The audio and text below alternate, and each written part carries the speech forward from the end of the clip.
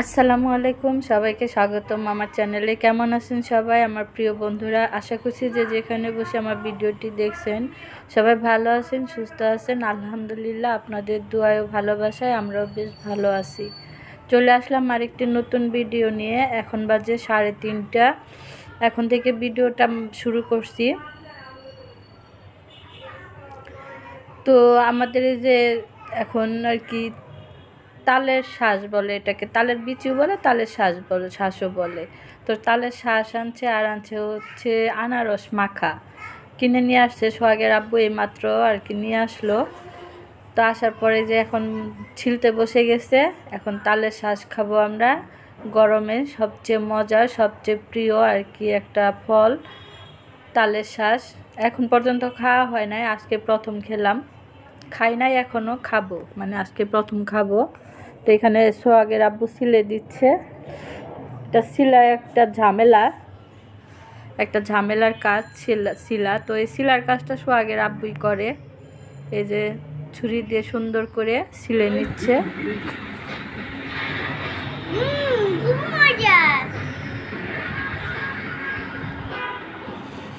তো আমরা এখন এই যে তালের শ্বাসটা খেয়ে নিলাম। খেয়ে তারপর হচ্ছে রান্না করতে চলে আসছি। যেহেতু 3:30 বাজে, 3:30 পৌনে 4টার মতোই বাজে। তো রান্না করতে চলে আসছি। আজকে রান্না করব হচ্ছে মাসকলাইয়ের ডাল। তার জন্য যে এখানে চুলায় পানি বসিয়ে দিছি হাঁড়িতে। পানিটা বলক আসলে আমি ডালটা দিয়ে দিব। আর ডালটা আমি ব্লেন্ড করে নিছি, গুঁড়ো করে নিছি। ভাজাই ছিল, আগে ভেজে রাখছিলাম, সেই ডালটা আমি এখন আর কি গুঁড়ো করে নিলাম। আর এই যে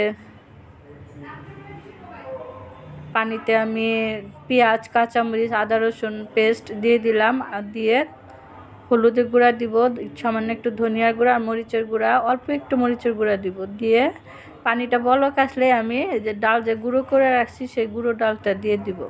তো বন্ধুরা সাথেই থাকুন, দেখতে থাকুন পুরো ভিডিওটা। আর আমাদের মসজিদে আজকে মাইক দিয়ে এলান করতেছে কে যেন মারা গেছে। ইন্না লিল্লাহি ওয়া ইন্না ইলাইহি রাজিউন।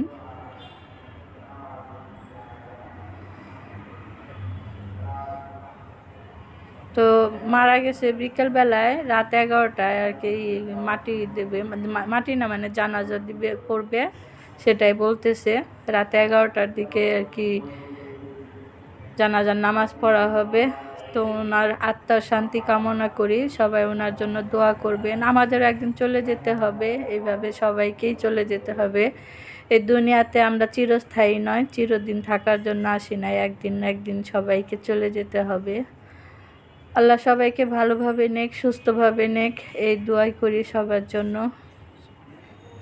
আল্লাহ জানি কাউকে না ভুগিয়ে আর কি দুনিয়া থেকে নেয়, সুস্থভাবে হাত পা থাকতেই যেন নেয়। সবারই একই কাম্য। তো সবাই সবার জন্য দোয়া করবেন।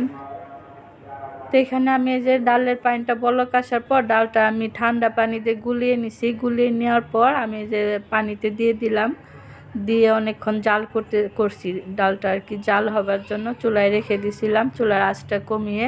তো ডালটা জাল হয়ে গেছে, এখন আমি ডালটা বাগার দিয়ে নিব।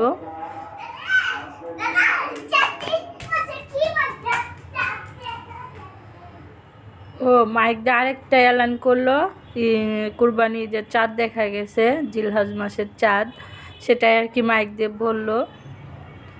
তো আর কয়েকদিন আছে ঈদের বাকি, দেখতে দেখতে কুরবানি ঈদও চলে আসলো। তো এখানে আমি ডালটা বাগার দেওয়ার জন্য এই যে জিরা, আস্ত জিরা দিয়ে দিছি, একটা শুকনো মরিচ 2 টুকরো করে দিছি, আর একটা তেজপাতাকে 3 টুকরো করে ছিঁড়ে তারপর দিছি। তো এগুলাকে একটু ভেজে নিলাম, তারপর দিয়ে দিব রসুন কুচি আর পেঁয়াজ কুচি।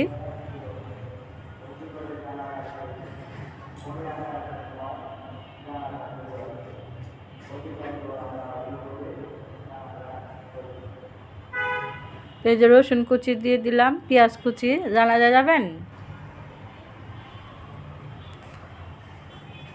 তার কিছুক্ষণ পরে ওনার জানাজা শুরু হয়ে যাবে, 11টা বেজে যাচ্ছে, আর বাকি নাই বেশি। তো বন্ধুরা এখানে যে পেঁয়াজ রসুন সব কিছু ভেজে নিচ্ছি আর বাদামি কালার করে, তারপরে ডালে দিয়ে দিব। মাসকলাইয়ের ডাল খেতে কিন্তু দারুণ লাগে, আমার তো দারুণ লাগে, ভালো লাগে, আমারই খুবই প্রিয়। আপনাদের কেমন লাগে জানি না।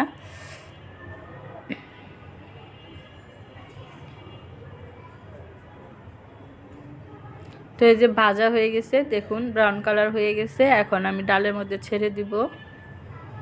সুন্দর একটা ফ্লেভার আসতেছে। মাসকলাইয়ের ডাল রান্না করলে তো সুন্দর একটা ফ্লেভার আসে। এই তো এই যে দেখুন ডালের মধ্যে দিয়ে দিলাম। ডালটা যে সাথে সাথে বলক এসে গেছে, কারণ আজকে একটু গ্যাসের চাপটা ভালোই, প্রেশার ভালোই আছে, রান্না তাড়াতাড়ি হয়ে যাচ্ছে। আর ওইদিকে ডালটা বাগার দিয়ে এখন আমি মিষ্টি কুমড়া দিয়ে চিংড়ি মাছ দিয়ে রান্না করব। তার জন্য পেঁয়াজ কাঁচামরিচ ভেজে নিচ্ছি। আজকে চিংড়ি মাছ আর মিষ্টি কুমড়া সাথে মাসকলাইয়ের ডাল, এই হচ্ছে দুপুরের রান্না। এই যে চিংড়ি মাছটা আমি পেঁয়াজের সাথে ভেজে নিব তেলের মধ্যে। এইভাবে ভাজলে কি হয়, সুন্দর একটা ফ্লেভার আসে, চিংড়ি মাছের খেতেও ভালো লাগে। মশলার সাথেও কষানো যায়, কিন্তু এইভাবে তেলের মধ্যে ভাজলে চিংড়ি মাছটা অন্যরকম আর কি টেস্ট লাগে খেতে। তো বন্ধুরা, এই যে আমি আর কি চিংড়ি মাছটা ভেজে নিলাম। এখন মশলা দিয়ে দিব। এখানে কিন্তু আমি আদা রসুন বা পেস্ট দিব না। আদা রসুন পেস্ট দিলে এটা ভালো লাগবে না, টেস্টটা ভালো আসবে না, তার জন্য আমি আদা রসুন পেস্ট দিব না। তো এখানে মশলা দিয়ে দিচ্ছি, হলুদি গুঁড়া, মরিচের গুঁড়া, ধনিয়ার গুঁড়া দিয়ে ভালোভাবে মশলাটাকে কষিয়ে নিব। তো বন্ধুরা সাথেই থাকুন, পুরো ভিডিওটা শেষ পর্যন্ত দেখবেন। দেখেন, মনে করে যদি ভালো লাগে তো একটা লাইক, কমেন্ট, শেয়ার করে দিবেন।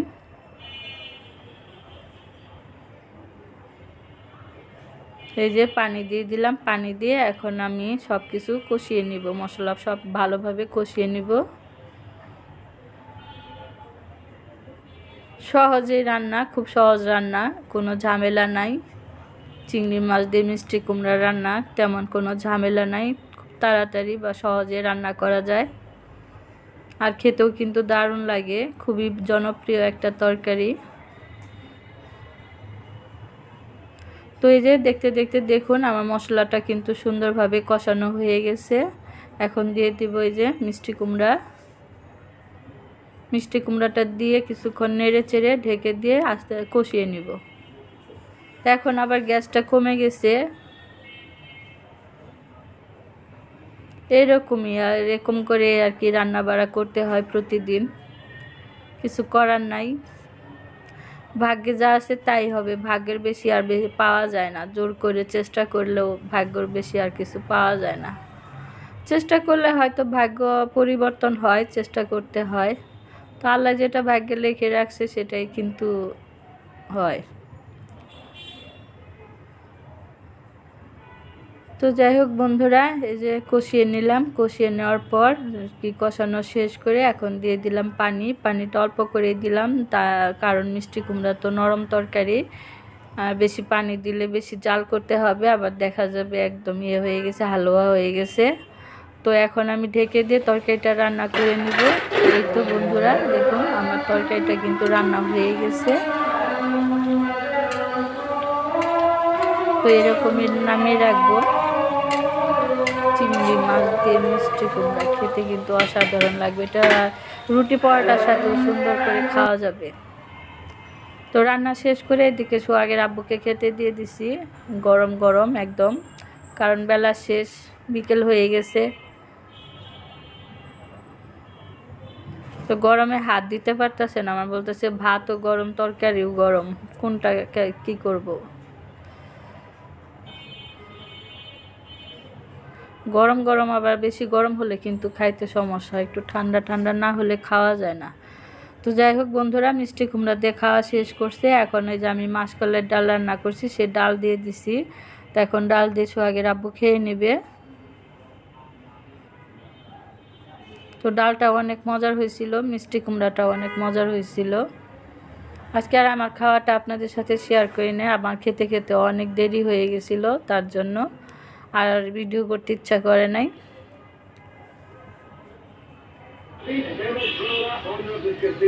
আর এখন হচ্ছে বিকেল 6টা বাজে, 6:30 বাজে, প্রায় সন্ধ্যা হয়ে আসছে। দেখুন সব কিছু আর কি মেঘলা মেঘলা অন্ধকার হয়ে আছে, বৃষ্টির ভাব, তো আকাশে মেঘ। এই যে সোহাগের আব্বু খাচ্ছে।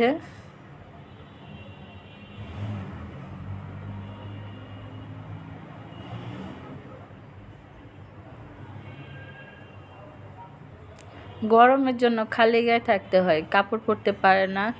এত গরম পড়ছে, বৃষ্টি হচ্ছে না, মেঘলা হয়ে আসছে কিন্তু বৃষ্টি হয় না, অনেক গরম, যার কারণে কাপড় চোপড় আর পরা যায় না, এত গরম।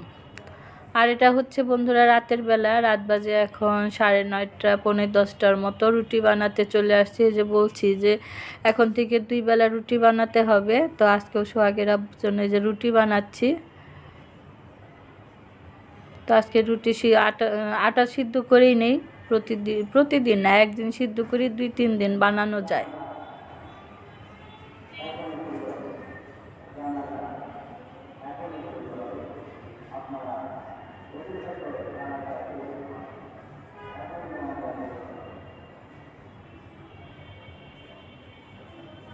তো এই যে বন্ধুরা 3-4টা রুটি ভাজবো, ভেজে সোহাগের আব্বুকে খেতে দিয়ে দিব।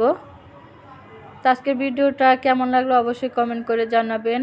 ওই যে বললাম, ভালো লাগলে লাইক কমেন্ট শেয়ার করে দিবেন, আর পাশের বেলটা অন করে রাখবেন যাতে করে আমার নতুন ভিডিও সবার আগে পৌঁছে যায় আর আপনারা দেখে নিতে পারেন। তো এই যে এখানে রুটিগুলো আমি ভেজে নিলাম, আজকে রুটিগুলো একটু মোটামুটি সুন্দর হয়েছে।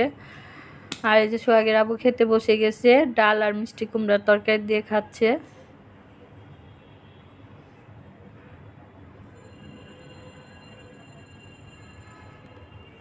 তো আজকের মতো এই পর্যন্ত, আর দেখা হবে আগামীকাল নতুন আরেকটি ভিডিওর সাথে। সে পর্যন্ত সবাই ভালো থাকবেন, সুস্থ থাকবেন, আমার পাশে থাকবেন, আমার চ্যানেলটা সাবস্ক্রাইব করে দিবেন। আল্লাহ হাফেজ, আসসালামু আলাইকুম।